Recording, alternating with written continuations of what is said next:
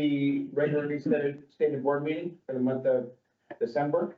Today is December 9th, 2025. And this is the regular stated board meeting for the Arcata Fire Protection District Board of Directors. Will everybody please stand, join me in the pledge? I pledge allegiance to the flag of the United States of America and to the republic for which it stands, one nation, under God, indivisible, with liberty and justice for all.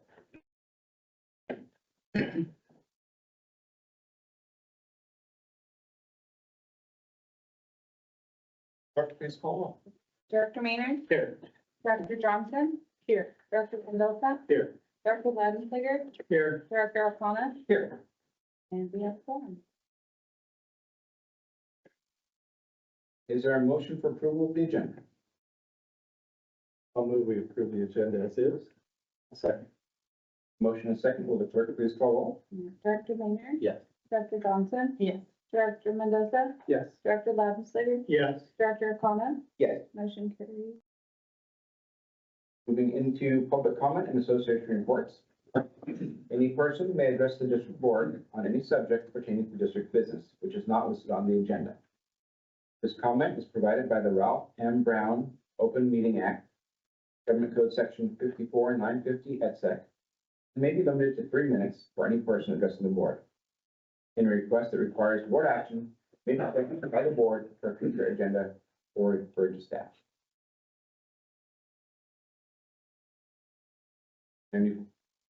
Well, since I don't see any general members of the public, I'll open it up to the ABFA. Okay, being all right. Thank you for taking a chance. Humboldt, Arcata Volunteer Firefighter Association. I think you all have this in your packet. It's fairly short today. Things been quiet, but we had 44 hours of volunteer time well, supposed to be November, not September. Just a real note there, the Speckle Hill fire, it's a unique condition. It was initially responded to and the reported conditions was by a VLU member. Dave White was the we went over government conditions in and as the EMS responded, it worked out well. We had a good response to that too. We had 3 members of the VLU responding to that as well. We did CPR, the DLU did CPR training in November, and we actually quite a few classes. We had 3 classes of 26 students in November for CPR. We're asking the Barrett Foundation to approve an extra funds that were left over from the pumps, the Poseidon pump, to apply for some equipment for the new VLU rig, or one of the new rigs, I guess. I'm not sure which one. 8205. Also, the Barrett Foundation said no to spending half the money for the utility rig, and Silver Coast said no to the thermal imaging cameras. So we'll clearly apply those later, see what we come up with. We basically, the awards dinner for April 2026 is going to be on the 7th of April at the Baywood Country Club. Basically, that should be a good event. Hopefully, we make it a big formal thing. So, a nice dinner, and the awards need to be done formally as well. It needs to be a big event, so that's good. We have 2 watershed fire communities. What the Jacoby watershed has been approved. It is now a standing firewise community. And Rob Ken and I worked yesterday to finalize the Warren Creek firewise community. That one to be submitted before the end of the year. So we're going to have 2 solid ones going into 2026. And I imported the certificate, but I forgot to get the signed copy, but that's what it looks like. I was going to ask you about the certificate. Is that awarded to individuals or? Individuals that are in their community can use that certificate to reduce their insurance. But yes, it's given to the individuals in the community. That's a good thing. Thank you. Just to confirm, you said April 7th? I'm sorry? Yeah. April 7th? April 7th. That's a Monday. Tuesday or Monday? Tuesday. That's so I can see my granddaughter on the night. Thank you, Roy. And local 4981. Good evening, all. So last month, I was invited by district admin to participate in a meeting with Cal Poly, City of Arcata, and County of Humboldt staff at City Hall. The meeting went really well. And the thing I want to highlight the most is the spirit of the meeting was very collaborative. And every single party at the table was speaking with language like we and ours instead of this is your guys' problem and not ours. So seeing that in real time at the table was very invigorating. Recently, the E-Board met with district admin regarding the vision of our organization and its operations moving forward. We're all hoping that this productive meeting gets turned into a working group or a committee to move these concepts forward. What's E-Board? The executive board of our local, so it's Okay. comprised of myself, the president, Nathan Bedwell as vice president, and Tony Okay. Freeman as the secretary treasurer. Thank you. Yes, sir. Now, Toys for Tots update. So I'm gonna say we, but this is really Deshaun. He's done a wonderful job with this. He was able to secure 6 more locations for toy donations, bringing our total up to 50 total businesses and community partners.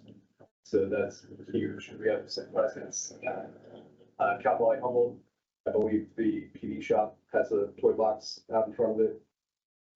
Plus a handful more since the last meeting. We're gonna have a photo opportunity this Thursday at 3 o'clock at the McKinleyville station with all the toys that have been collected thus far. The drive won't officially end until December 22nd. The toy distribution is going to be held at the McKinleyville Shopping Center Friday through Sunday, this week, December 12th through the 14th. 9 o'clock to 3 o'clock with a second session on Saturday, the 13th, from 6 to 8. So this will be held, I'm assuming, in the old CR learning facility that's there, right next to where Napa used to be. I'm assuming that's where it's gonna be. But my plan is to show up at the shopping center and look for people in Santa hats handing out toys. Let's see, and then this weekend, one of the biggest single contributors to this toy drive is through NorCal Tattoo. They do a Toys for Tats drive. It got so big the first time they ever did it, they had people literally lined all the way down Northtown, standing outside. They've since refined that process. They do have to make appointments online ahead of time for that to happen. But we're talking hundreds of toys that get donated just in one single event. So that's happening Saturday. Exactly does that work? You buy $75 worth of toys, due with receipt. And you get 1 hour's worth, so valued up to $150 of tattoo work. You gonna do that? I don't think. You sounded curious. I said there was a line outside the door. I drove by it the first year they ever did it. That's crazy. It was insane. The amount of toys we got on the first year filled 2 engines and 2 utilities. So that's all I got. Thank you. Thank you. So what about, help that you might need? Yeah, absolutely. This is, so the toy distribution days, if you haven't participated in it, it's a wonderfully fulfilling event to be a part of. It's fun. I've done it both in district and in Eureka. It's a wonderful event. So you take families around, there's rules that they'll give you when you take families around of what toys, how many toys per kid, that sort of thing. Everybody usually gets, each family gets like a puzzle or a board game and some books. Then all the toys are separated by age range and gender. So you can pick with the family that has a slip saying I have this many kids of this age. You just want us to show up? Yeah, this is just if you're available, please absolutely come by for an hour or two, walk some families around. Get a shopping cart, maybe be pushing around and help them pick out toys. That's fine. Thank you. Thank you, Mark. Anybody else have any comments? Okay. But we do have a closed session. Couple closed session items. So at this time, we will adjourn to closed session.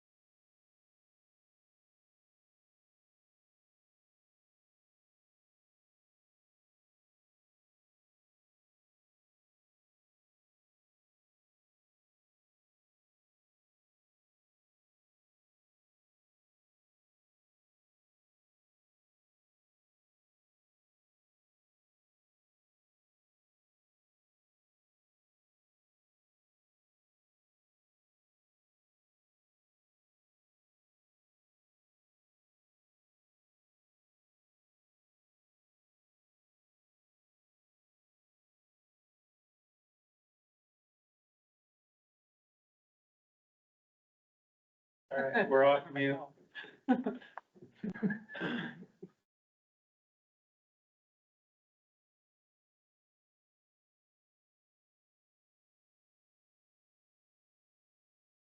We are back in session from our closed session. And the only thing I have to report is that staff was given direction.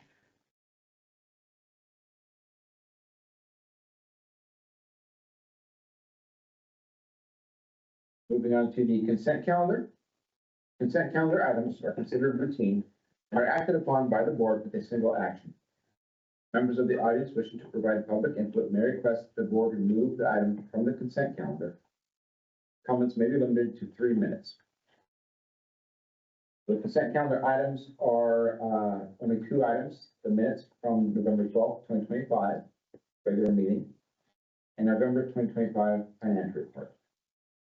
Is there any board member or public member that would like to a specific item removed from the consent calendar?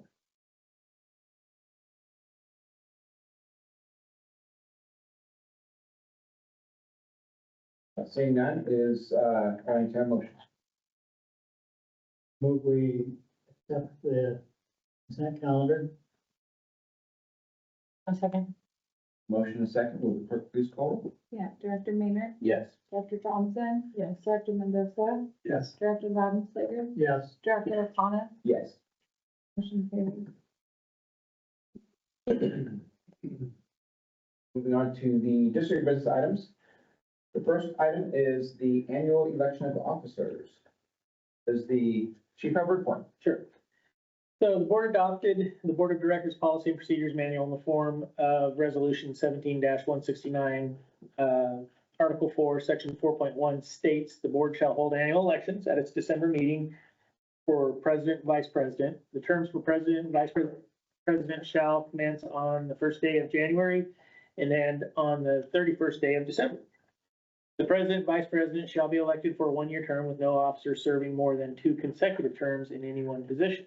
The section also states in extraordinary situations, the board may extend the limit on consecutive terms for an officer from 2 years to 3 years by a supermajority vote of the board. In 2018, the board recommended that the president and vice president positions be filled through a standard rotation by division. So if we continue to follow that rotation, Director Johnson would become president and Director Mendoza would become vice president.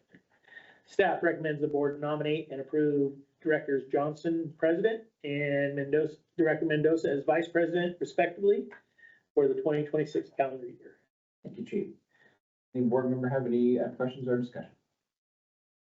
We're gonna miss you because you know how to pronounce that set. So do you. I didn't until you were president. Any other comments?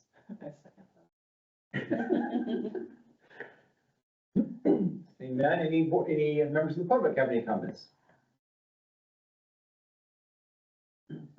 Hearing no objections from Roy. Thank you, Roy. I'll entertain a motion. I'll move to nominate, Director Johnson as president and Director Mendoza as vice president for the 2026 calendar year. I'll second. With the motion and a second, will the clerk please call roll? Director Maynard, Yes. Director Johnson. Yes. Director Mendoza, Yes. Director Lavensberger, Yes. Director Arcata. Yes. Thank God neither one of them said no. We did that fast. That's usually how we try to do that. Okay, district business item number 2, update to the master fee schedule, facility use fees. Chief, can we have a report, please? That's something right here. My lord. It's page 40 on Yeah, the okay. in red, had a different title. As community demand for meeting space, training areas, and public safety related events has increased, the district has recognized the need to formalize its facility use pricing structure. Establishing these fees within the master fee schedule ensures transparency, consistency, and cost recovery in alignment with district policies and applicable law. The Arcata Fire District periodically updates its master fee schedule to reflect changes in operational costs, service delivery, and community needs. While the schedule covers a wide range of service fees, it has not previously included charges for the use of district facilities. The Arcata Fire Station classroom has frequently been requested by partner agencies, nonprofit organizations, and community groups for trainings, meetings, and other activities. In the absence of an established fee, the district has lacked a clear mechanism for cost recovery, liability management, and administration of facility access. Staff conducted a review of comparable agency facility use fees, evaluated district overhead and maintenance considerations, and consulted legal and administrative guidance to develop an appropriate fee structure. The proposed additions will allow the district to recover costs associated with facility wear, utilities, administrative processing, and custodial needs, provide a transparent and consistent system for assessing charges, establish equitable access to district facilities, support operational sustainability. Staff recommends that the board consider the information provided, take public comment, and adopt Resolution 25-341, updating the Arcata Fire District Master Fee Schedule to include new fees for use of district facilities. Thank you, Chief. Any questions or comments from board members? Question about partner agencies. I know that this building has been used, like Cal Fire needs it or something. Are we gonna charge them or we don't charge them if one of our personnel is attending? Is that how Well, we if do you that? want to direct me for an alternative, I mean, if you give me the authority to waive that fee, then sure. we Well, can. it's a really slippery slope because I know the city went through that, and you wanna be able to, the city had, there was a brouhaha there over that. Sure. Because, you wanna help your partner agencies because they are part of the taxpayers pay for them, but then the nonprofits, there's so many of them and they really do good work and they want that too. So I don't, I'm all for it, but I don't know how to do it without getting into trouble. So I'm just, it seems like under the current situation, let's say that Cal Fire wants to have a meeting. If one of you attend, or are you gonna charge them? Or if we have our own staff attend, does that mean that we're? As this is written. Well, as this is written right now, yes, I would. If you give me the latitude to not, say, for instance, County Fire Chiefs Association, if we have our meeting here, Right. that, have three of the chiefs sitting there. And so if you give me the latitude to waive it for that, then sure, we can add that in. That might be, that's the only way I could think of is if our own staff is participating in the meeting in some way, that we could waive it for partner agencies because they are funded by the taxpayers and it's for the good of the taxpayer. And I think that's fair. I would hate to have to charge, although Cal Fire does charge us a pretty penny for dispatching, so maybe we shouldn't. Maybe that's a bad example, but, I think the city lets us use the council chambers on occasion, something like that. They wouldn't charge us, I don't think. Yeah. So if you have any recommendations or you'd like us to consider, I think we would be open to that. I would use it as, or put that language in there. Where would we put that in? Yeah, I looked, it wasn't on the, It would be part of the facilities use agreement. So for instance, if Cal Fire wanted to come in and use it for a class or something like that, then you put it in the facilities use agreement if you give me that latitude. because the other thing is that they are insured. I mean, there's the insurance thing too, so that's the other reason that's good to have our personnel. Maybe that's the best reason to have our personnel as part of it. Otherwise, we're not gonna indemnify a partner agency. We're not gonna insure their event, their meeting. That's actually covered in the next agenda item. Yeah, that's a good example. I have a question based on Randy's comments. What Randy's saying does make sense. However, do you think it would open up a slippery slope for everybody saying, hey, why'd you charge them when you're charging us? So actually, one thing to consider with this, we're talking about the master fee schedule at this point. So this gives us the ability to charge for it. This isn't the actual use agreement that we would be having with that agency. So I think your question's valid, but I think it's on the next topic. Good point. Good point. Because as of right now, if we had someone requesting to use this classroom, I have no mechanism whatsoever to Right. actually charge them. How'd you go about, arriving at these costs?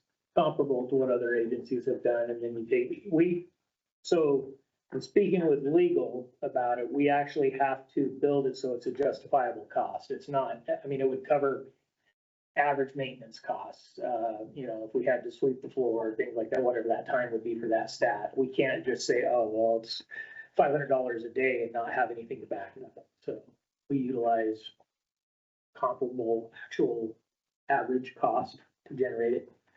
And then we looked at what other agencies were doing as well. Okay. And have you memorialized that somewhere? It would be in this and through the resolution. Okay. Very good. And can I, just clarify? The only thing this item is talking about, this item, this is what we're talking about right now, the only thing this item is doing is adding the fee for the classroom.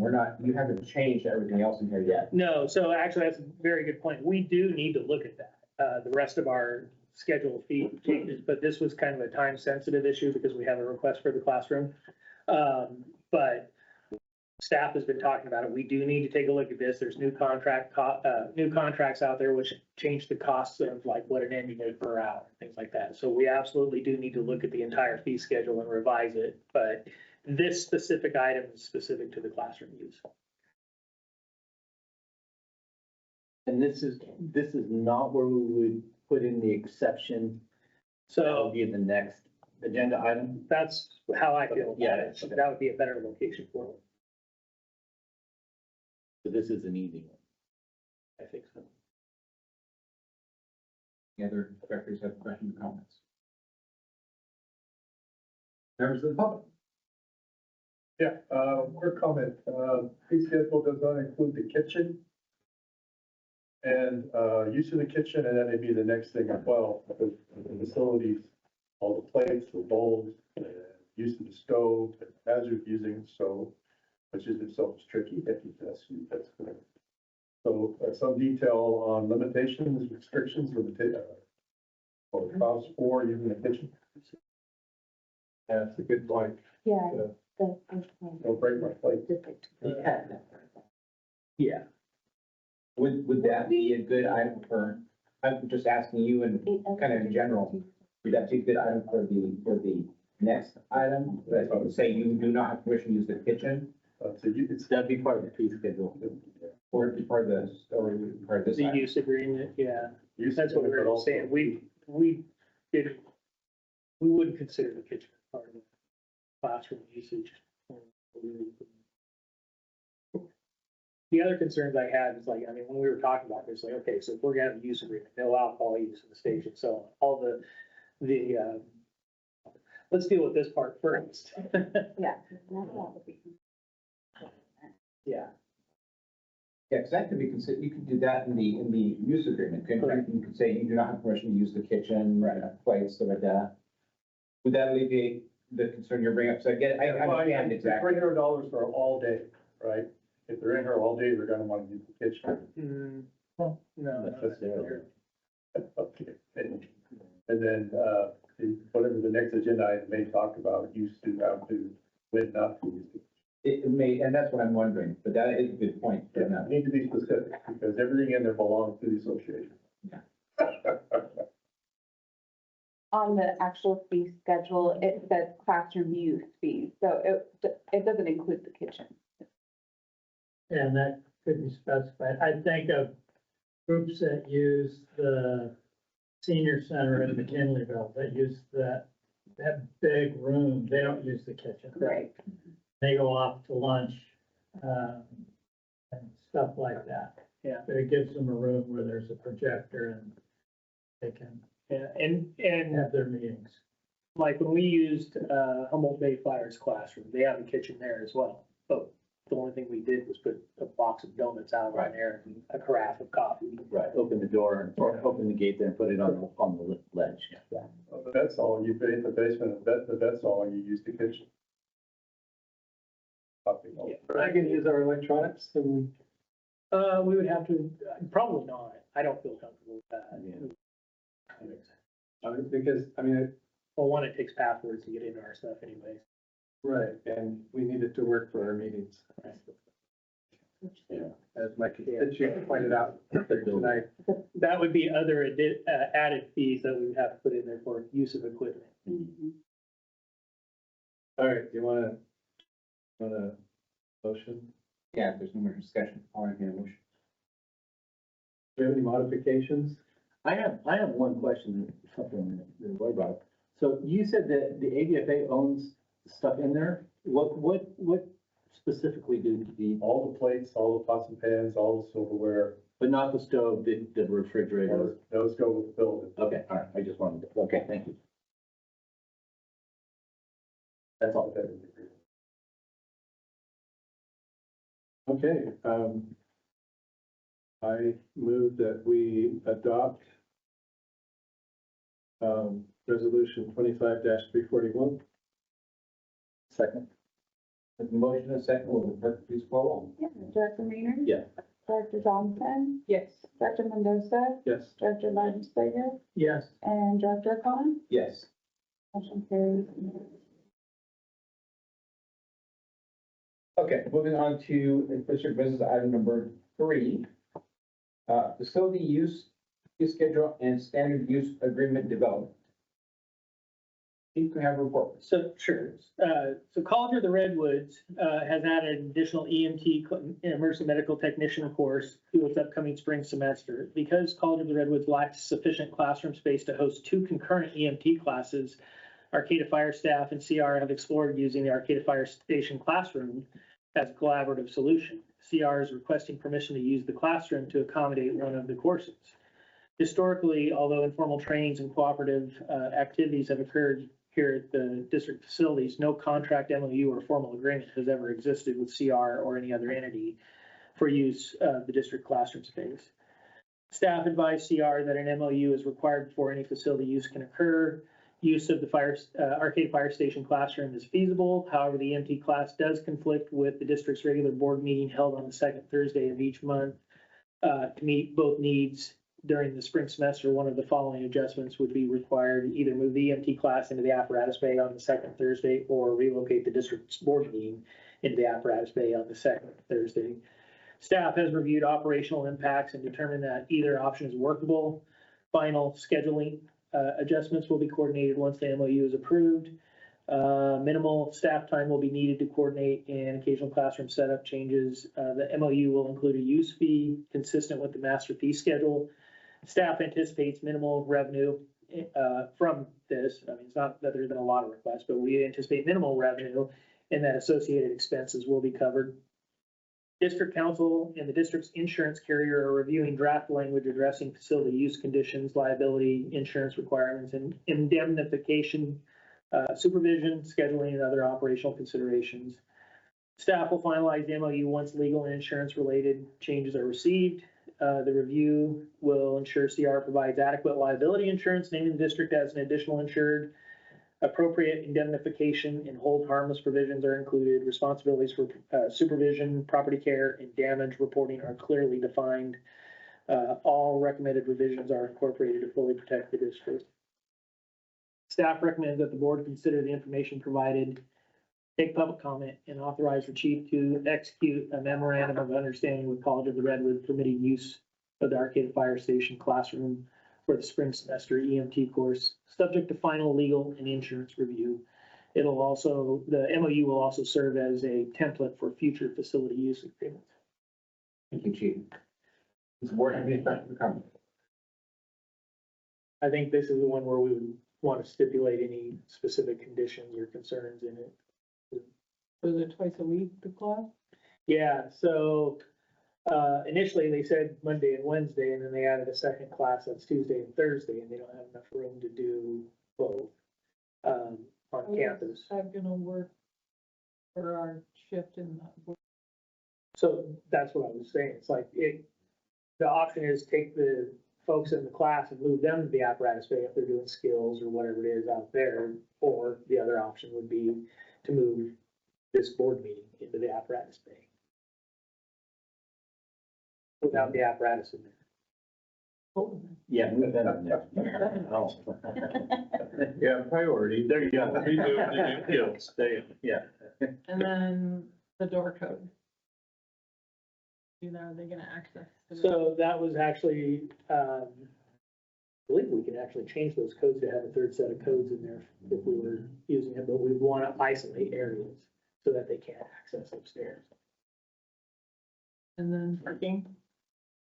Well, it's gonna be on the street. And just for reference, we would be holding our meeting the same time they would be holding their classes. Correct. They'd be going on concurrently. Yeah. And I'm assuming it's not gonna be too noisy. They're not gonna be too noisy. I mean, they're not, I would hope not, but that would also be a discussion yeah. that I would have with the Yeah. instructors, and I know who the instructors are. My preference would be for the EMT class to be next door, that way they have access to the bathroom on the other side over there, and we can isolate the areas on that side. That's my preference. And this would allow you to make that decision. Sure. I believe. Yeah. Not seeing any more questions or comments from the board. How about the public? So is it safe to say we can address your concern in this item? That's why this is a specific memorandum for specific activity. But there's a general process for, facility usage, right? That facility usage guidelines should include discussion about the kitchen. This is very specific to one specific item. Kind of piggybacking on what Roy brought up, this, you can do that here, or you can say, hey, you don't have permission to use the kitchen. Correct. And I would actually go as far as saying posting it. Yeah. Any other questions or comments from the board? Well, yeah, I do. But going back to where we're giving you the, ability to not charge people, is that something we want to do now, or just approve this for this one specific So item and come back to that, because it sounds like you have some other stuff that you want to. my recommendation was approve this, but give me direction to contact and talk with legal about what it would take to have that ability. If that's To what the make an board, exception. correct. If the board wants me to have that ability to do that, then tell me to do that, and I'll do it for the future template. But we're not saying CR is One of them. one of those Correct. organizations. Yeah, if they're using it for a semester, in my mind, if I'm waiving it for one day or waiving it for a weekend, but not for an entire They're semester. getting fees and I was money. gonna say, they get. They're getting- class, yeah, so, yeah. yeah. They would get money for that, That's right. and the wear and tear of 25 people in the class versus, for a semester versus, one day thing. It's gonna take more And effort. shoveling tables around. You know, I was thinking of organizations that we actually work with. Right. You know, like critical stress debriefing, for instance, you know, we would, I would never charge for something like that. Sure.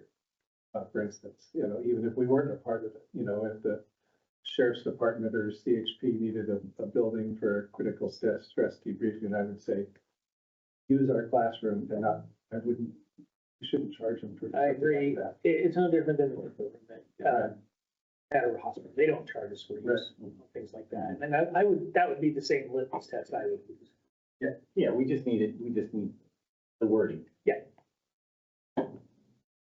So this is very specific to the College of the Redwoods. Is there another thing we need to do to give you authorization to develop memorandum of understanding with users in Specific general? to College of the Redwoods or? just in No, in general? general. So we would use this as the template following this, the College of the Redwoods, but I just need the direction to do that. Do we need to agendize that, or can we just?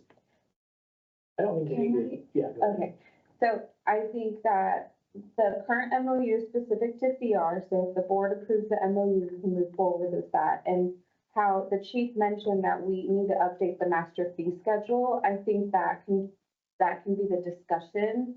That's where we can discuss, saying, I authorize the chief to waive this fee for certain organizations or whatever the board decides. But yeah, I do think it needs to be a future agenda item, since this agenda item is specific to College of the Redwoods MOU.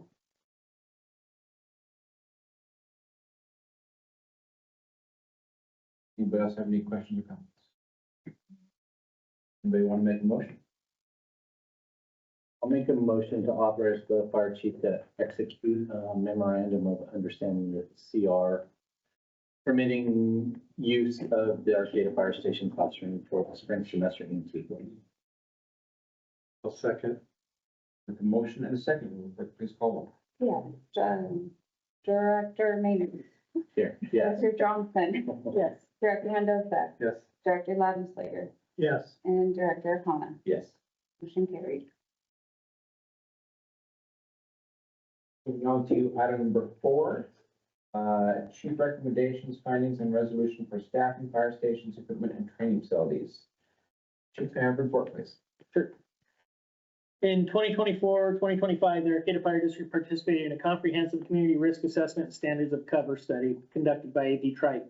As referenced in the prior staff reports, this analysis evaluates community risk, identifies service delivery strategies, and benchmarks organizational capacity against national standards, including NFPA 1300, ISO criteria, and CPSE CFAI guidance.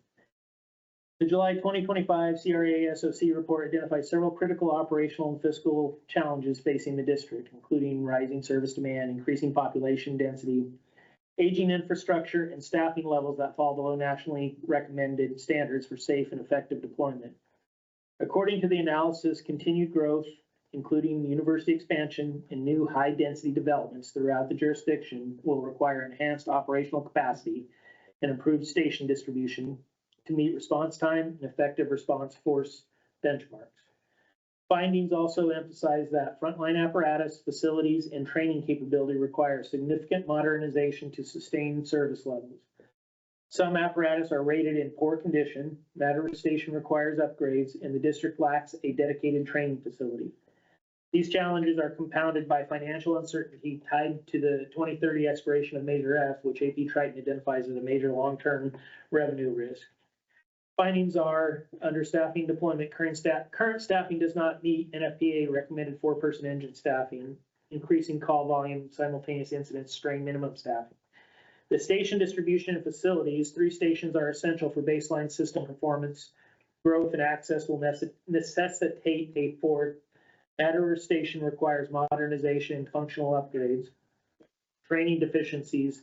Stakeholders in CRA SOC analysis identify a need for improved training programs and facilities. A dedicated, compliant training facility is required to meet NFPA and Cal OSHA standards.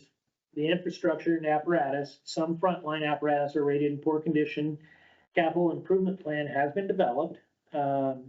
Facilities require capital investment to support modern service needs, including increased staffing needs, larger apparatus, seismic retrofit of the Matter Station, and overall condition and maintenance of facility of the Matter Station.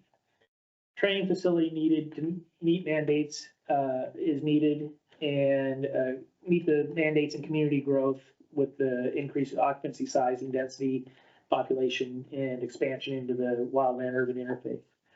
Staff recommends the board consider the information provided, discuss, take public comment, and 1, adopt resolution number 25-340, establishing long-term goals for staffing, station distribution, and training facilities, and 2, direct the fire chief to return with a phased implementation and fiscal strategy, including progression toward 4-person engine staffing, station modernization, and long-term planning information for a 4th station, and development of a district-owned training facility plan.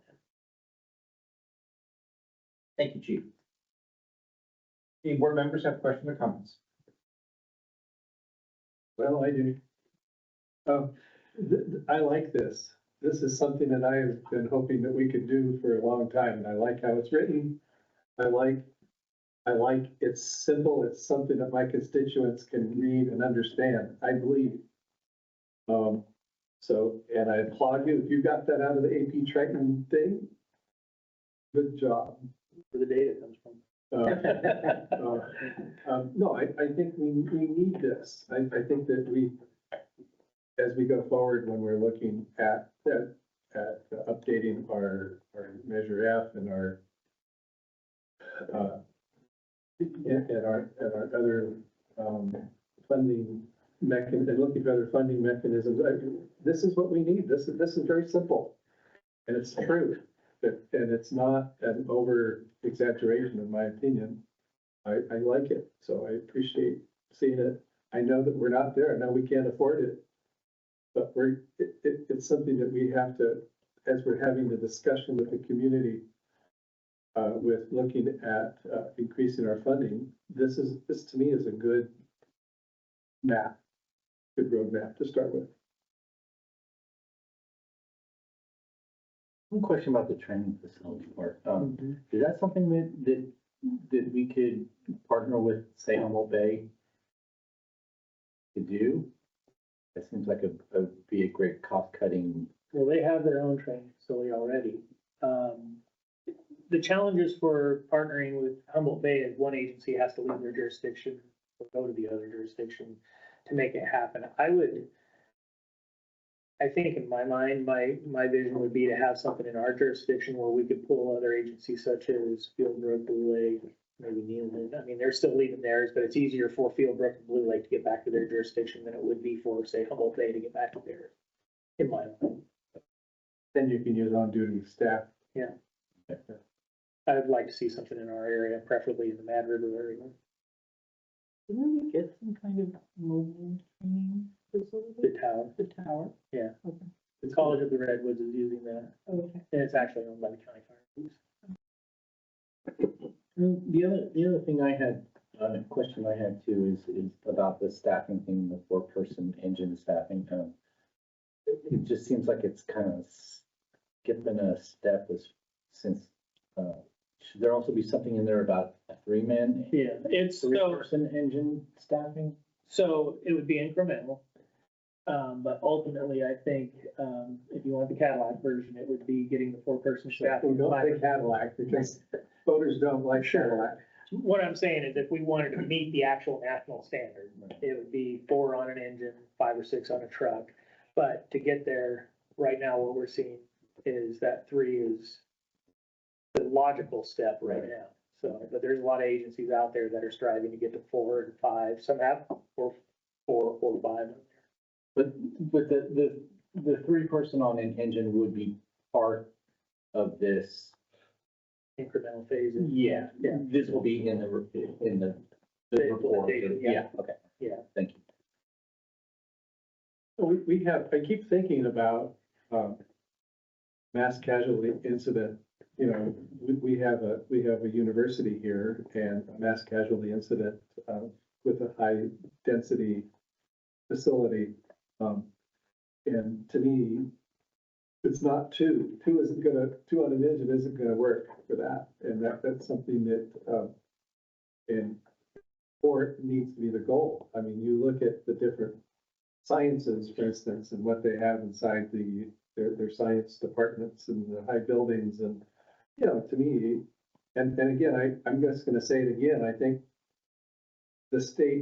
I hope the state will be a part of this solution and maybe this, I'm gonna just throw it out again.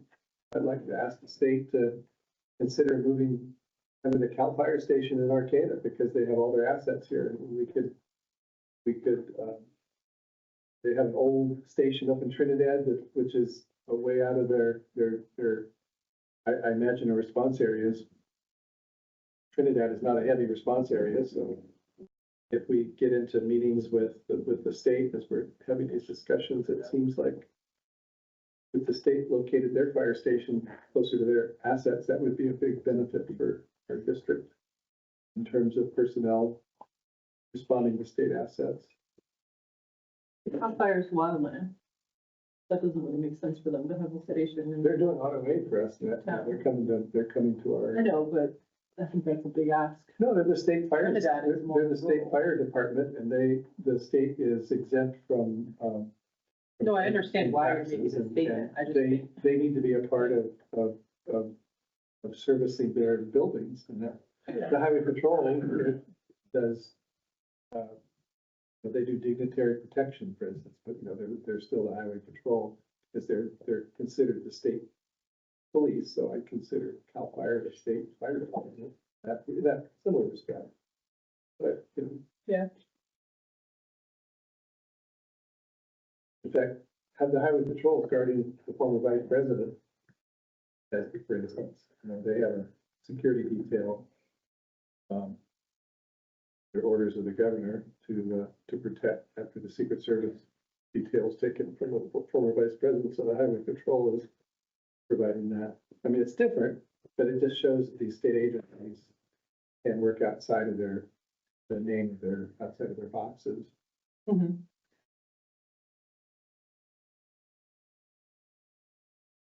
Any other comments or questions from the board? Yes, I have a couple. I think this is in the right direction. And I'm glad to see this coming forward.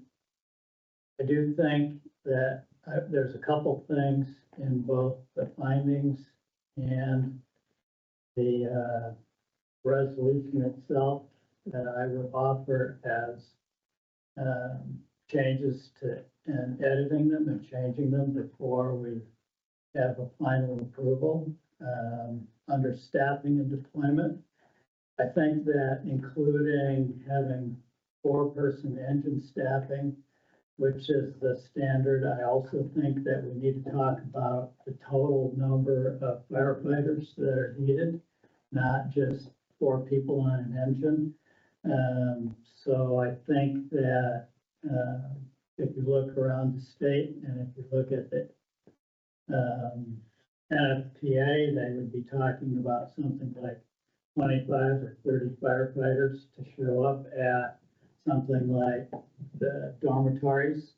And so I think that we need to include the standards for the total numbers of people that need to be there in a reasonably quick period of time. And under where you say 3 stations are essential for baseline system performance and growth and access will necessitate a 4th. I would rewrite that to say that 3 stations have been sufficient for our current or our 2020 build that we had in the community, but what we have now with Sorrel and with the dorm and with approval and planning for a facility in McKinleyville for disadvantaged folks. It's going to be 4 stories. We can't, 3 stations aren't going to house everyone that we really need for that. And I think it's our obligation as the board of directors and the leadership to communicate that to the community. I think of the tragedy that happened this past summer where they had a assisted living facility in Massachusetts burned and 10 people got killed, 30 people got hurt, including firefighters. And part of there's some suits going on with that right now, but part of the dialogue, representatives of the firefighters complained to the media that they were understaffed, that they didn't have staffing at levels that were appropriate by NFPA. And the mayor, so it must be a town fire department, the mayor said that they had the staffing that was requested by the fire chief. And I look at that and go, I know it's not gonna happen next week. I know it's gonna take time. But I think we have an obligation to tell the community that 3 people or 4 people on an engine in 3 stations is not sufficient to deal with, what you would have. And I don't know if we have pre-implementation plans for Sorrel, or for the dorms. And I don't know exactly what your critical staffing is for that. But I think, you know, your plans for critical staffing and what you would sit down and say, here's what, we look at Sorrel, if we look at the dorm, if this kind of event happened there, this is what we would want for critical staffing. That number of, that manpower, person power, should be in the findings and reflected in some of the whereases as appropriate. So I would recommend that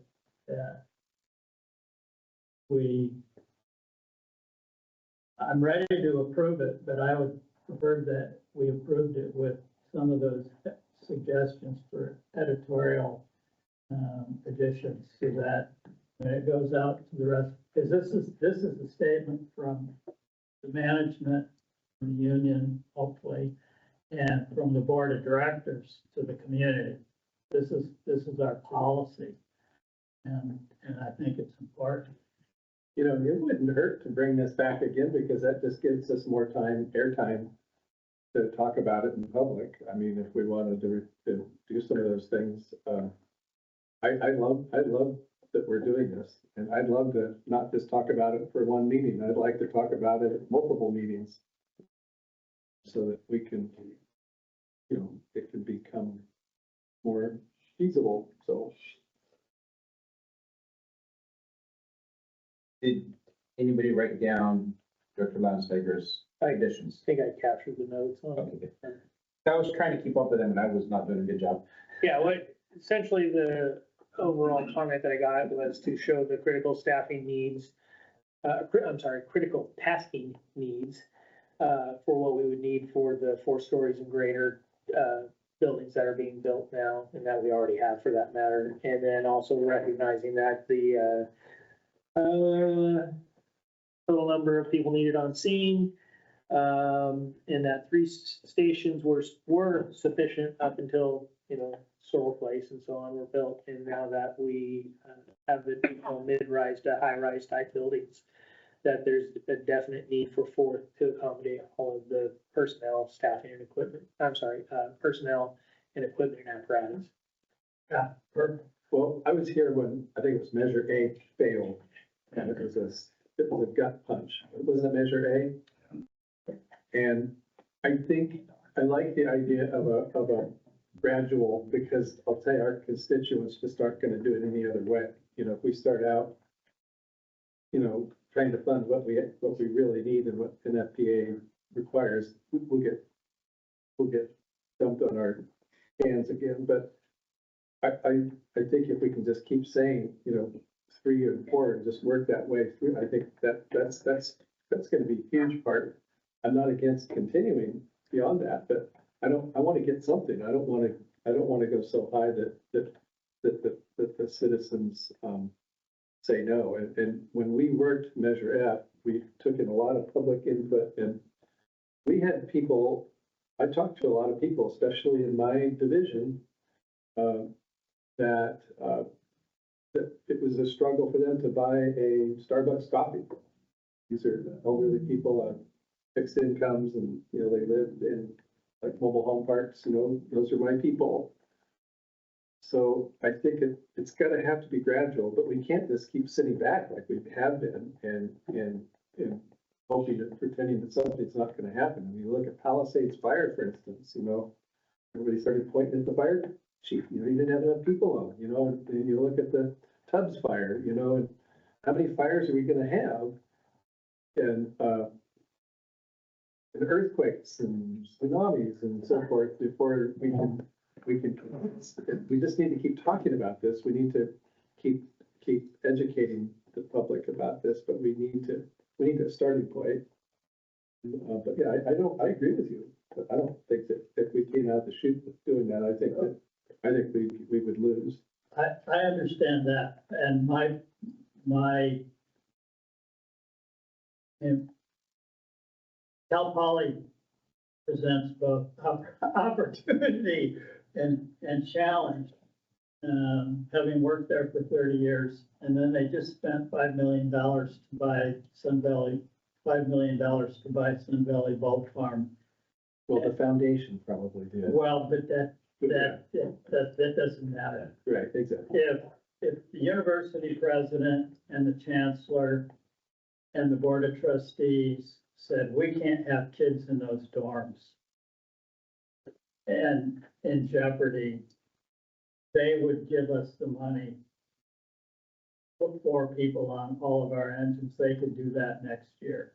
Well, I think that And- it's a legislative, someone needs to do a bill with the legislature. Right. A special bill, because this is a special circumstance, because there's no other applications in the state of California under the CSU system that have invested $500 million into a university. It's a unique thing. So to me, there should be a bill in the legislature to do that. And I'm hoping that our partners at the university will be helping us with that, because when I talked with them, they were open to that, and they had lobbyists in Sacramento that talked to the legislators, and that's where I'm hoping that discussion will continue. So, yeah, and it's the fine line we walk of producing something that is appropriate in terms of staffing, but doesn't alienate all the constituents. Well, this is what I tell people, is that I say, wherever you go, in any state, any place, when you see a fire engine go by, count how many firefighters you see in that fire engine. You're gonna see 3, if not 4. And that's how I think the average citizen can understand things, you know. You don't see 2. I've never seen 2. I look everywhere, where I go, and I never see 2. I see at least 3 or 4. And I think that's something that you can put that in a soundbite, you can put that in a PSA, so that's, I really at least want to get started at that level. And that's why I really like how this is kind of a neat package, but I'm open to massaging it, sure. Any other directors have questions or comments? Open up to the public. Go ahead. Yeah, it's just a quick comment. The story is very important, why you need to do something. Measure F, the story was we're closing a fire station. And that made a major point when we pushed to get McKinleyville basically involved, right? And Cardiff was buying in, but to get McKinley involved, we had to tell them we're closing a fire station, we're laying off firefighters. You don't pass Measure F, you're only gonna have 2 stations open and minimum level staff. It's the story you gotta tell. You gotta tell it a lot, you gotta tell it early. Yeah, so first, thank you, chiefs. You guys pulled out a lot of good, data and messaging points, to the public. And then I'm super blown away by you guys' thoughtful interaction on this whole process. The one question that you have for the chief, is this resolution, is this a linchpin on something that is time sensitive right now? Like this needs to happen, or do we have time to make those? No, I think I agree. We can revise it. I mean, I don't want to wait a year to do this. Sure, yeah. But We're under next board time. meeting's not gonna, One more meeting's not gonna, yeah. fantastic. That's the only thing I wanted to ask. Thank you. It could be a standing item, it could be a standing meeting item until we get it done, I mean, and. Yeah. Then that's another opportunity to keep saying, you know, keep talking about it. Instead of putting in, more meetings the better in my mind. And at least from I was hearing Director Mendoza say that he likes this. He's ready to, probably make a motion tonight. I was hearing Director Rounslager say he'd like to see, some wording added, some wording changed. How does everybody feel about putting it over to next month? I think all you have to do is direct me to bring it back next meeting. We I'm don't just asking actually, them how they feel. I'll make sure everybody's okay with that, or if that's what we do, or.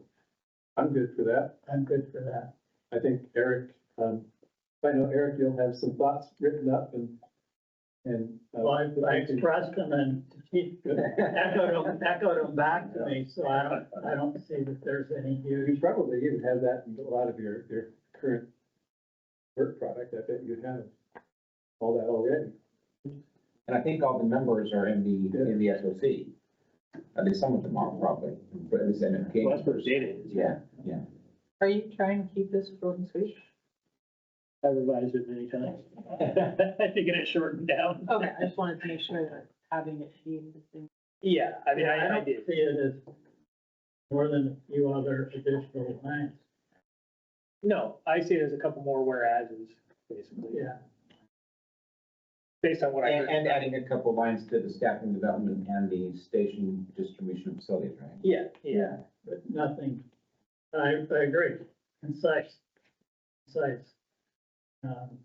But I do think we need to tell them not only 4 on an engine, but how many total personnel it Yeah. actually will take to address emergencies and these sorts of, 17, 28, 45 or something like that. yeah. So whoever's meeting with the university and with the city, hope that this can be brought up. And I know when I talked with the university folks, they offered they have public relations, resources as well as their Sacramento lobbyists. So I hope that that can become a very pointed agenda item for that working group, whoever's involved with that right now.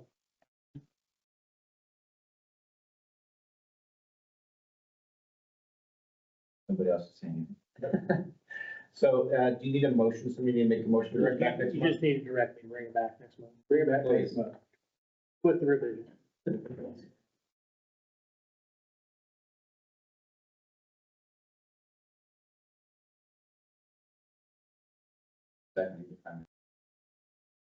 Okay. Moving on to the, item number 5, the government relations discussion. We have 2 things under that, the, coastal zone plan update discussion and Cal Poly Humboldt Collaborative Service Agreement update discussion. Chief?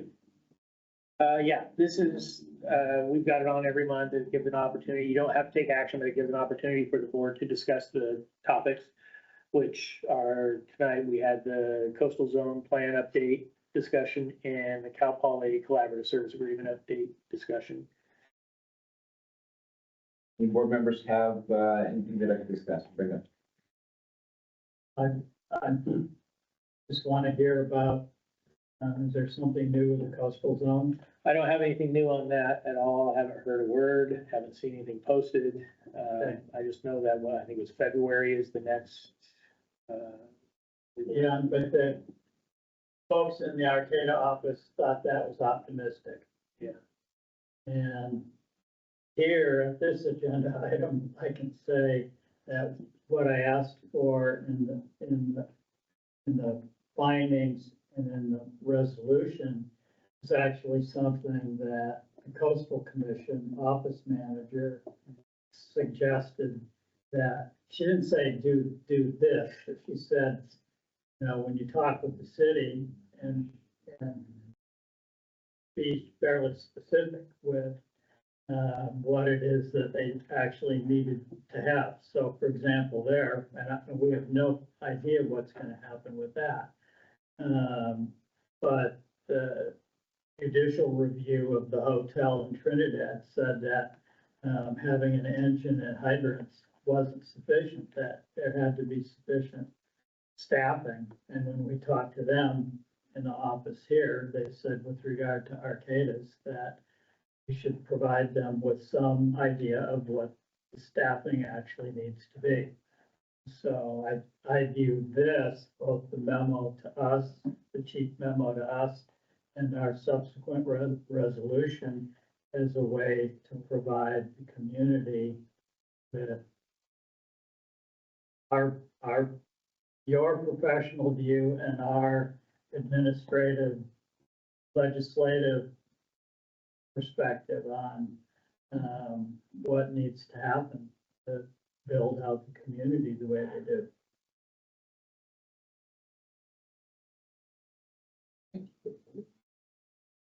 Any other directors have comments? Questions? Is there anything to report on the collaborative service agreement? So, kinda, it's, feedback I got from the folks at Cal Poly is it's not likely that we're going to engage in a collaborative service agreement. However, they did say, anything you need to bill us for, please bill us, which I happened to, in fact, I just got one today for the fall commencement. They said, give us an invoice and we'll pay you guys for it. Great. Members of the public have any questions or comments? Bring back the directors, any to follow up? And moving on, thank you, Chief. Item number 6, adopt resolution 25-339, declaring unit number U8202, a 2010 F-150 as surplus property. Chief, do you have a report for us? I'll let Assistant Chief Peabody handle this one because this has been his baby that he's been driving.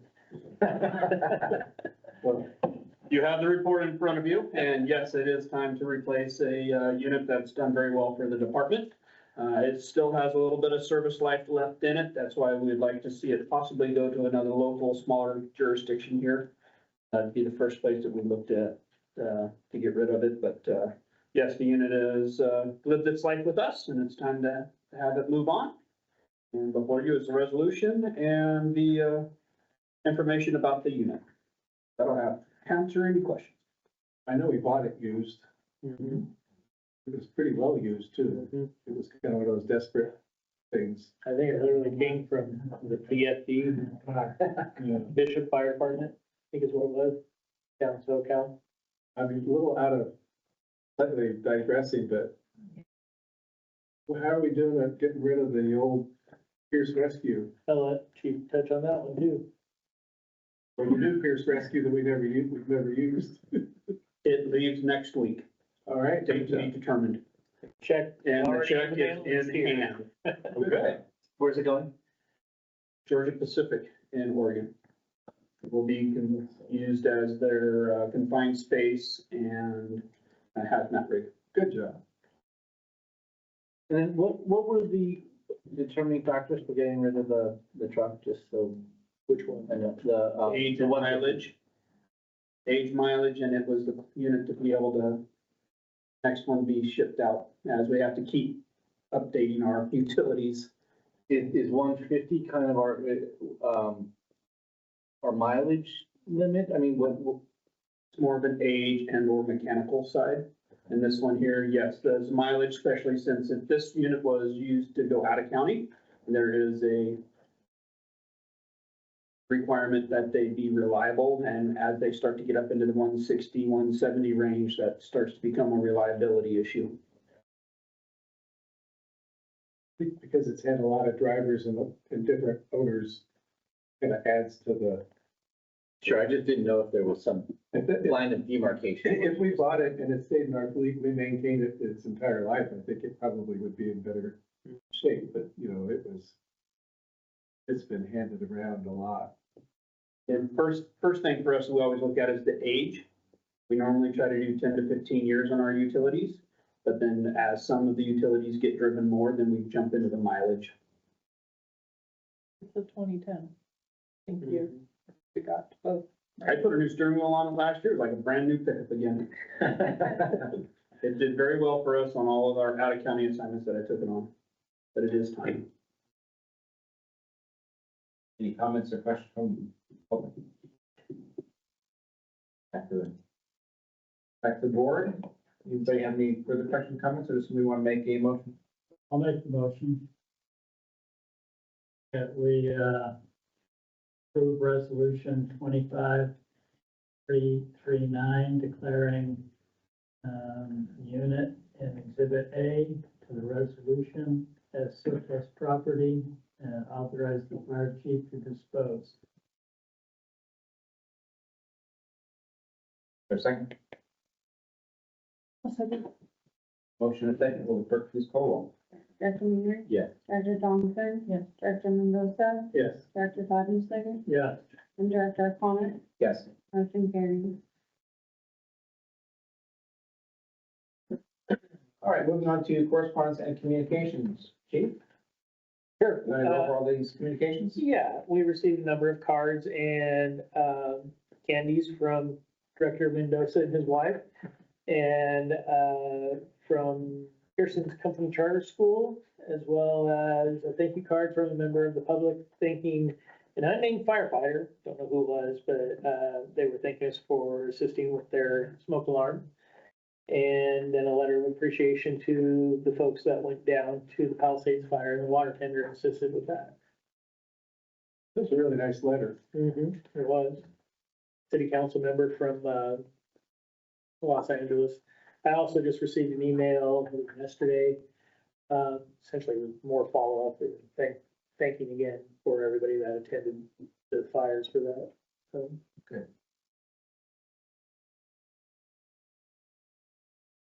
Okay, good again. Honest and go. I didn't even get these. How long did it last? Exactly, I didn't get it. One night. I believe it showed up on a B shift day, so done.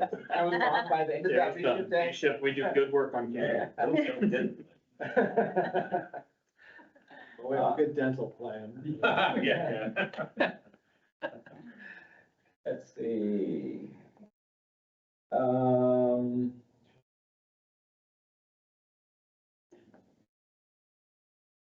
Right, committee reports. Dr. Maynor, AVFA, Local 4981, and Arcata Fire Protection District Relations Ad Hoc Committee. Nothing to report.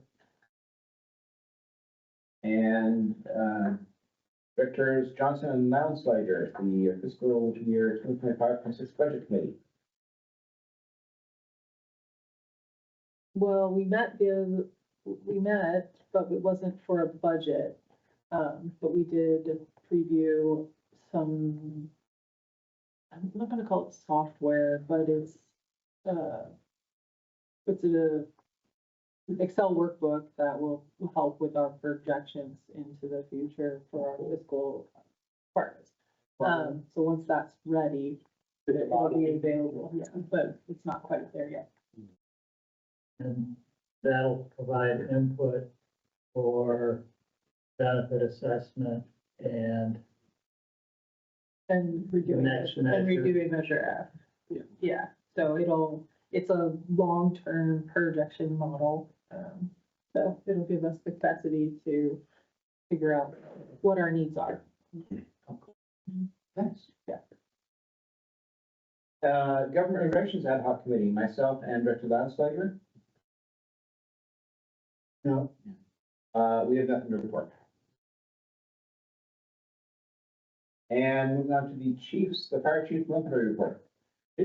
sure, I'm not gonna read every bullet point. I pulled out some of the highlights on, stuff that was going on. So we've re-engaged with, not re-engaged, I shouldn't say that's not, but we're engaged with the Cal Poly Chief of Staff and Vice President of Resilience and Response. Staff has been meeting fairly regularly, at least once a month, and exchanging texts and conversations with them. So that's going well. We've got just good discussions and ideas going back and forth of, you know, how we can work together. One example would be, I think it was Wayne and I went up and attended a career day, but that was to kind of generate a relationship with the wildfire program they've got up there.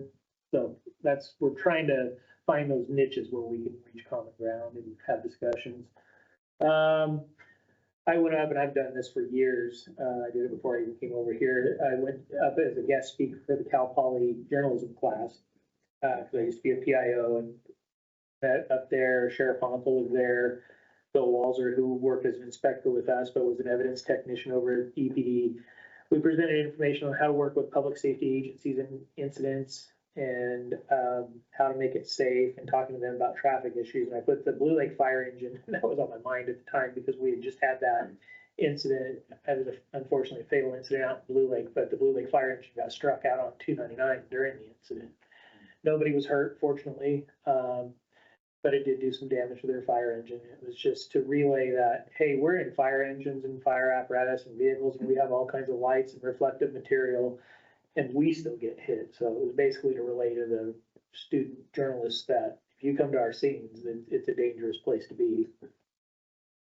All three chiefs and President Willard attended the City of Arcata, Cal Poly, Humboldt, Arcata Fire District Working Group meeting November 20th. And as he said, it was an excellent meeting with a very collaborative group. Quite a bit of discussion on funding mechanisms and support from agencies. The county staff that was there was supportive of the district pursuing development impact fees.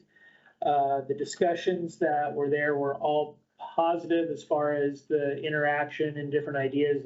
Someone just mentioned marketing up at Cal Poly. That was one of the topics that came up. I think the city was quite surprised at how much we've actually done to get ahead of the game on things as far as working toward the research we have to do and everything we're doing. I think there might have been an impression that from them that we haven't done anything yet. That's not the case. I mean, I just kind of got that feel from some of their staff. And they're like, oh, wow, you've already done this, you've already done that. Yeah, not just sitting on our hands. So Chief, I have a question. You say the county staff was supportive. How was city staff? So obviously there's some people that have some concerns about development impact fees. I do feel the city manager is receptive to it in discussion with him. But there's other city staff that were there that, obviously that planners always have a fear that development impact fees are going to kill any project, and it's not the case. I think Chief Peabody let him know that his experience with planners, they always say that, and it's not the case. So other folks in there were receptive to discussion. I think they'll come around. What kind of funding thoughts did they have? So they're talking about the EFID. That was one of the things that came up specifically. What else did they have in there that they were talking about? Oh, we talked about ad valorem. That was a touchy subject, about changing the ad valorem. And I'll let Marcus comment on that one if he chooses.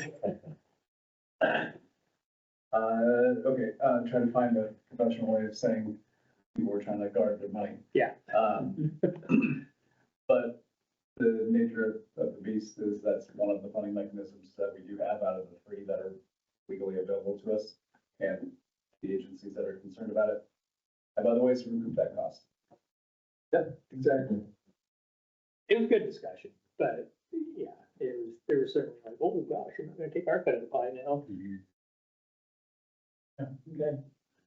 Let's see. I continue to be skeptical of the enhanced infrastructure finance district, because we'd be giving up, we'd be borrowing against our future ad valorem, and we need it.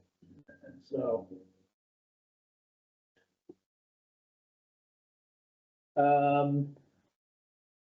Trying to pass through the stations as often as I can. Touch base. We had an after action debrief. So I stopped by, I believe that was B Crew. The Arcata, it was right on the Arcata Fire, Blue Lake Fire boundary. It ended up being a multi-vehicle collision, fatal. So we did an after action debrief on it and talked about responder safety and incident command. All three stations that were involved participated. Let's see, we had the holiday dinner. That was a great dinner. That was appreciated. And then Captain Lillard, he did some excellent training on flood and tsunami tabletop training and discussion. He was serving as a duty officer that day, and he provided excellent training. The crews asked great questions and identified some needs and needed updates to our plan.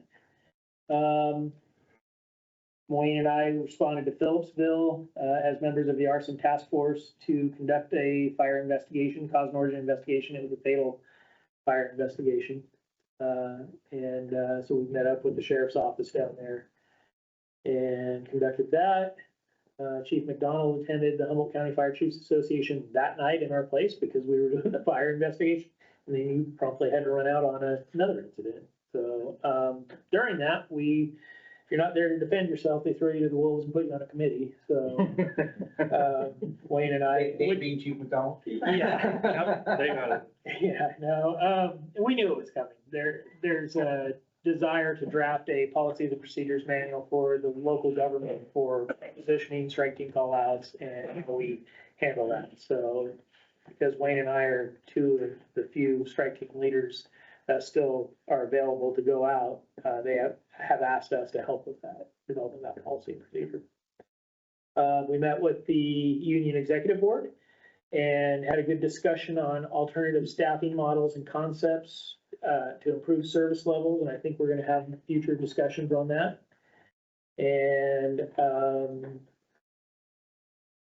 as you probably noticed, admin and our prevention staff, including Ian Babb, he's our part-time inspector. We've been significantly increasing our informational posts, including videos, safety, finance information, thanks to Ross for his efforts on that. And then Lee and I went out and did some radio spots. And I did them in English and she did them in Spanish, so that we could reach a couple of different demographics. Gotta try Greek. Hmong and Portuguese. And then, Wayne, you want to touch on any of your items in your admin and planning?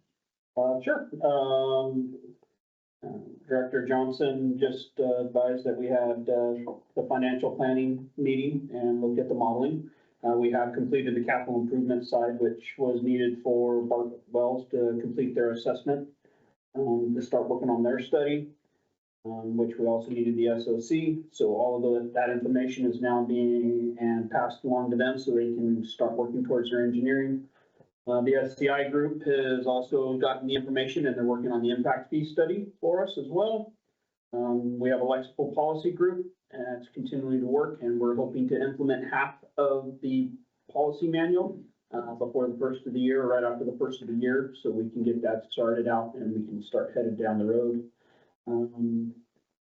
We just finished, Lee just finished the financial review, and that information has been passed on this week to for our annual audit, which is ongoing.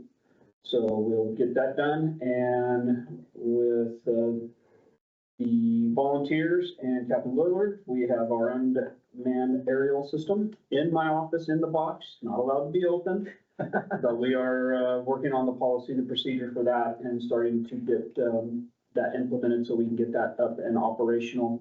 We are working very closely with CAL FIRE and the Sheriff's Office, which both have programs, and we're mimicking our program after them, be able to share pilots or be able to jump in on programs with them. I believe you're working with Sergeant Mosley on that. Yep. I have a question on that one. So DJI is being prohibited from selling drones in the United States in the next couple of months. Do you know of any effect that it's gonna have on any existing DJI? Other than the fact of possible replacement parts, but that would be it. Thank you. So, and I believe when we bought this thing, I believe we bought quite a few spare parts that we know we will probably be nicking or having issues with. Handful of extra propellers, top guards. That can all be done aftermarket. I just didn't know about mapping and software stuff, how that was gonna be handled going forward with the new rules coming down with DJI. Yeah, as of right now, using Sergeant Losey's expertise, he has more of a grasp on what the requirements are, and he recommended what we have actually purchased. Okay, So, all right, thank you. as far as capital improvements go, Captain Johnson and I met with the group that is doing the plot plan and or the elevations for the new Mad River Station remodel. So we're anticipating seeing at least some elevations after the first of the year, so I can go start beating on doors for money. Start heading in that direction. Slip-in pump unit that the volunteers wrote the grant for.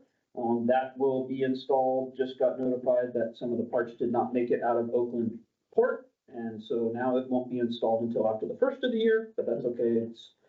I saw a picture of it. It's sitting there short one major component, which runs the pump. So anyways, as far as grants go, Saber grant, we have not been awarded the grant, but they also haven't sent us the thank you, but no thank you. And the last two grants that are still pending right now is Leary Foundation for a couple of training props and Green Diamond for nozzles. Those are the last two grants for the year, could be hopefully looked at this month. Other than that, Our grant writer is off doing his part-time gig and taking a break because he did very well this year for our grants, amazingly well, so. And with that, I'll be happy to answer any questions. Grant writer, is that Rob Cannon? Yes, sir. Okay. He did amazingly well. I know, and then Captain Lillard also helped with the, with the drone program. He helped write that one, just so he's starting to get into that. Now he gets to learn the backside of the managing of the grant and all of that fun stuff. The electrical policy, is that gonna be available on like an internal website or something? Oh, So anybody that is within our jurisdiction will be able to have access to that, what they sign in. I meant more for staff. Internal. It's all gonna be based on our phone and on computers. It's all web-based. And we'll have a few hard copies laying around, but the least amount of hard copies, the better, because it is a state and, they update pretty regular like, and trying to run around and just maintain hard copies is almost a full-time job. Yeah.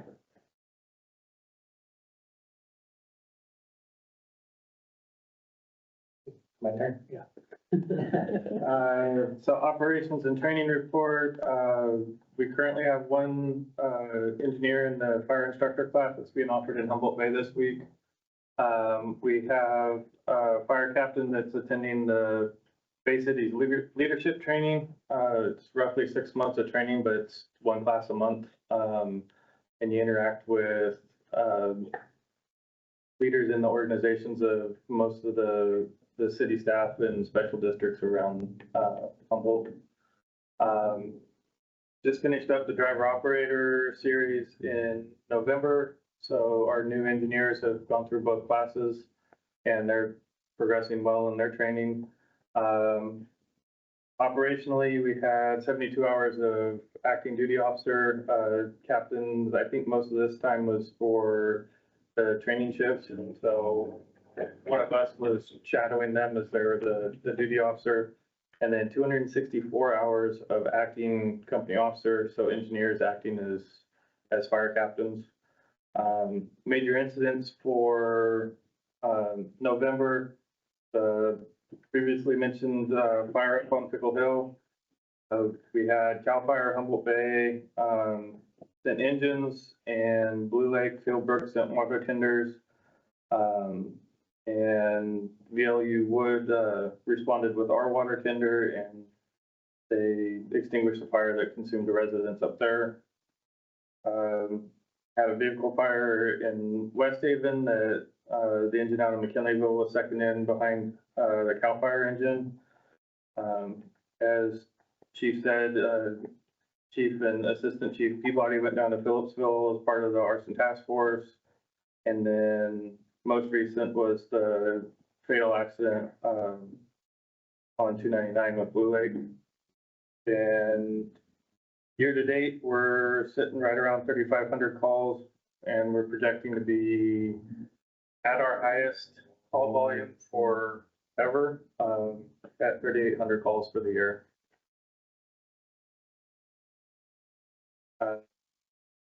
November is one of our busier months with 345 calls for service, 12 of which were fires. And with the new system, we've had a lot more incompletes, and that's mainly because the system's not getting all of our incidents over, but that's getting worked on. We gave aid 4 times and we received aid from other departments 4 times, and about a quarter of our calls were overlapping. And 71% of the time, our incident response time is within 5 minutes, which is a good number to be pushing for. Most of the out of service time for November was vehicles getting new radios and new decals. We had 2 new vehicles come into the district. And then, you want me to go into community outreach, or you want that? Okay.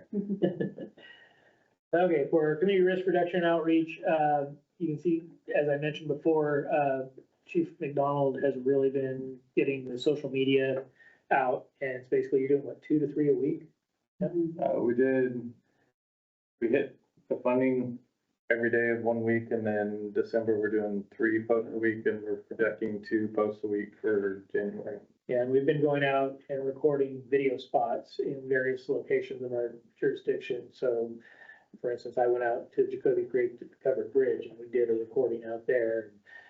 Did one on top of Cal Poly, did one out in Manila. And so we're trying to hit all of the communities and talk about the specificity of those communities. So, those will be coming out throughout the month. Mhm. And, it was fun doing it. We enjoyed doing that. And, so far, I mean, between us and then just who we share it with so far, it seems to be like, hey, that's a good idea. You guys need to keep doing more of that. So, and as I mentioned, finally, and I went out and did some PSAs, so our numbers are up quite a bit.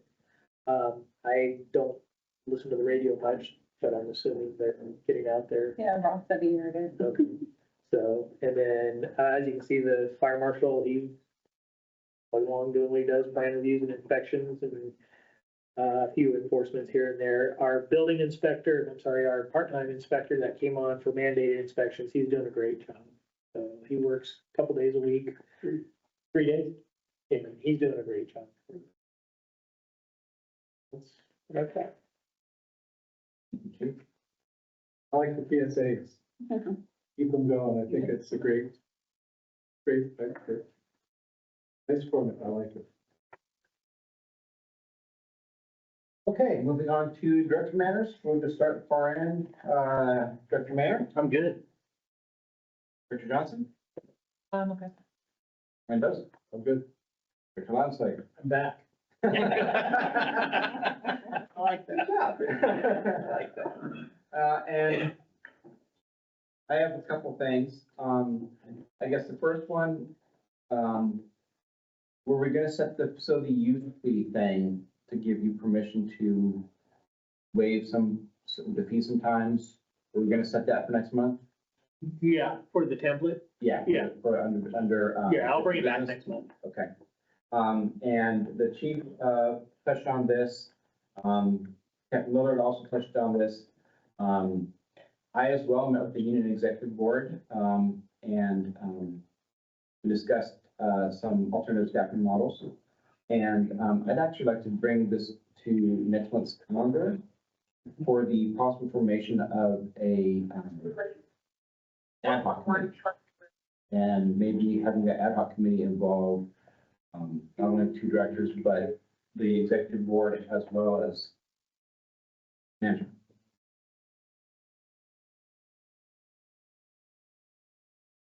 And I'll work with you on maybe Yeah. yes, staff, no, thank you.